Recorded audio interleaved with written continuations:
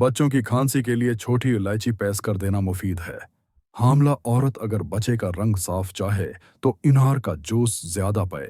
जो औरत रोटी जल्दी जल्दी खाती है वो मिजाज में जल्दबाज होती है। मोटी औरत की नाफ में लीमों का रस लगाने से वजन कम हो जाता है। रोगन बादाम दूध में डालकर पीना कब्ज खत्म करता है।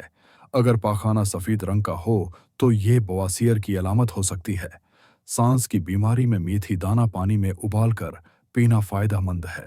दोबारा गर्म किए गए चावल खाने से बीमारियां पैदा हो सकती हैं। भूख कम लगने की शिकायत हो तो रोजाना नहार मुना एक कच्ची गाजर खाएं। दरख्त के साय में पेशाब करने से बढ़ापा जल्द आता है।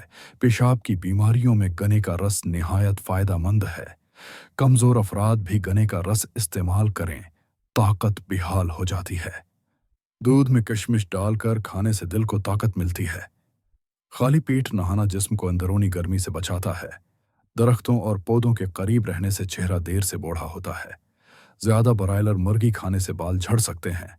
नहाते वक्त पेशाब आना, मसाने या पेशाब की नाली में इन्फेक्शन की अलामत हो सकती है। हरी मिर्च खून जमने नहीं देती और सांस की तकलीफ में आराम देती है। ज्यादा नमक खाने से पठे कमजोर हो जाते हैं। नहार मुन्हा नीम गर्म पानी पीना जिस्म को जहरीले मादों से पाक करता है।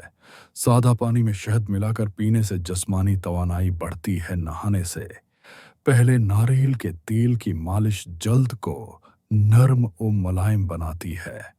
पसीना आए तो गर्म पानी पीना फेफड़ों को महफूज रखता है।